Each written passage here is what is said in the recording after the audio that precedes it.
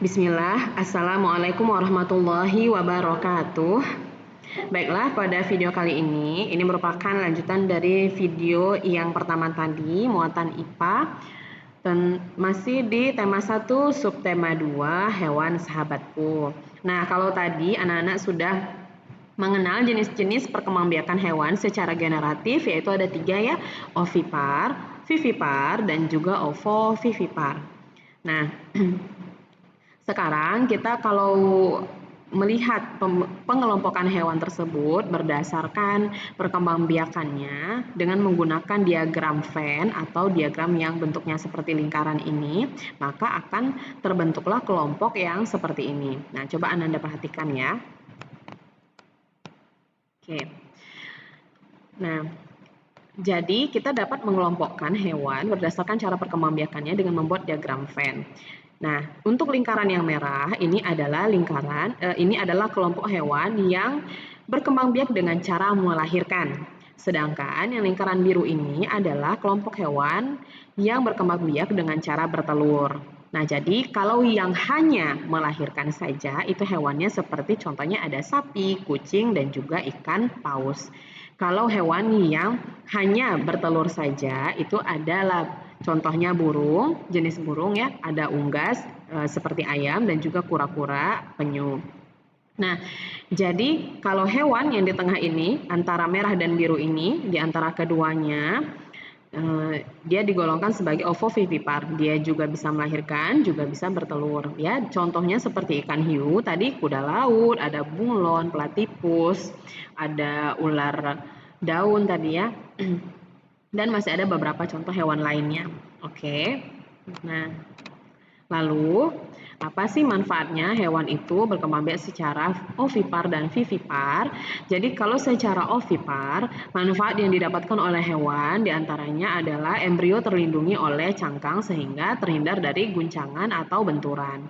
Sedangkan kalau vivipar atau dengan melahirkan, embrionya itu terlindungi oleh tubuh induknya sehingga embrio yang sedang berkembang terhindar dari serangan musuh.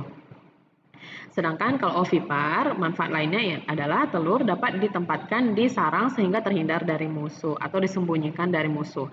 Sedangkan kalau vivipar, manfaat yang didapatkannya adalah saat embrio berkembang menjadi janin, kebutuhan makanan terjamin oleh induknya. Jadi, kalau ovipar dia memperoleh makanan di dalam telur, sedangkan kalau vivipar dia memperoleh makanan dari tubuh si induk karena melahirkan dengan mengandung ya.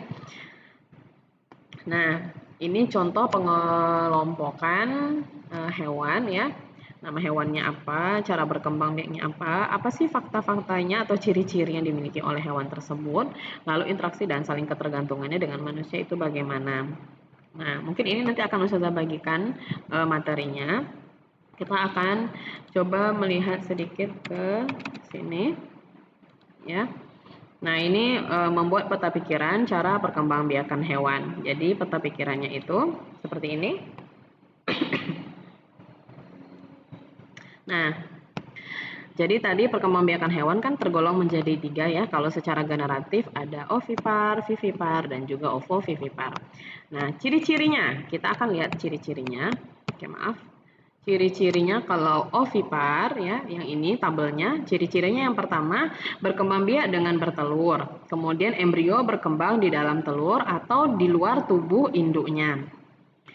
Embrio memperoleh makanan dari dalam telur, anak keluar dari telur ketika menetas. Yang kelima, telur dierami induk atau ditimbun pasir ya, ada yang di dalam sarang, ada juga yang ditimbun oleh pasir.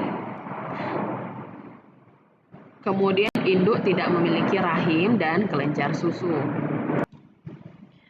Nah, apa saja sih contoh hewan ovipar tadi? Ada ayam, burung, ikan, katak, dan penyu, juga ada kura-kura, dan ada masih banyak yang lain. Lalu vivipar, ciri-ciri hewan yang berkembang biak dengan cara vivipar atau melahirkan. Yang pertama berkembang biak dengan melahirkan tentunya. Nah, yang kedua ciri-cirinya embrio atau cikal bakal anak ini dia berkembang dalam rahim induknya. Embrio memperoleh makanan dari dalam tubuh induknya. Nah, anak keluar dari induk dalam keadaan sempurna, artinya anggota tubuhnya sudah lengkap. Kemudian yang kelima, induk mempunyai rahim dan juga kelenjar susu. Jadi dua ini adalah ciri-ciri yang khas ya yang membedakan antara vivipar dan ovovivipar. Kalau ovovivipar dia tidak punya rahim dan juga tidak punya kelenjar susu. Sedangkan kalau vivipar dia punya rahim dan juga punya kelenjar susu. Contohnya kucing, sapi, kuda, gajah, dan paus dan beberapa hewan lain. Lalu kalau ovovivipar, ciri-cirinya berkembang biak dengan bertelur dan melahirkan. Kemudian telurnya itu berkembang di dalam tubuh induknya. Jadi telurnya itu ada di dalam perut induk. Sedangkan kalau ovipar, dia perutnya itu maksud Ustazah telurnya itu keluar dari tubuh induk. Jadi telurnya itu eh, diletakkan di sarangnya atau bisa juga ditimbun di dalam pasir. Jadi kalau ovipar telurnya itu dierami, sedangkan kalau ovovivipar telurnya tetap berada di tubuh induk. Yang ketiga, embrio memperoleh makanan dari dalam telur, sama dengan ovipar ya. Nah, kemudian yang keempat, telur menetas dalam tubuh induk. Jadi setelah dia menetas dalam tubuh induk, nanti anaknya akan keluar dari tubuh induk. Seperti gambar kuda laut yang tadi kita lihat sama-sama. Nah, yang keenam, induk tidak memiliki kelenjar susu. Jadi dia tidak menyusu ya. Dia ovovivipar, bertelur di dalam tubuh tetapi dia tidak menyusu. Contohnya hewannya seperti ikan pari, kuda laut, bunglon, dan ular pucuk. Kemudian tadi juga ada platipus, kemudian tadi juga ada kadal ya. Nah, ini tadi beberapa ciri-ciri perkembangbiakan hewan secara generatif. Mungkin cukup sekian untuk video kali ini. Mudah-mudahan yang sedikit ini mudah Ananda pahami. Jangan lupa untuk mengerjakan latihannya dan silahkan dikumpulkan tepat waktu ya nak ya. Jangan sampai ditunda-tunda untuk mengerjakan tugasnya. Dan coba lihat hewan-hewan yang ada di sekitar Anti, di dekat rumah Anti, kira-kira perkembangbiakannya dengan cara apa dan apa ciri-ciri dari hewan tersebut. Oke, nah jika ada yang kurang jelas mohon tanyakan kepada Ustazah, boleh di kolom komentar, boleh juga di japri Ustazah lewat WA. Subhanakallahumma bihamdika asyhadu an la ilaha illa anta astaghfiruka wa atubu ilaik. Assalamualaikum warahmatullahi wabarakatuh.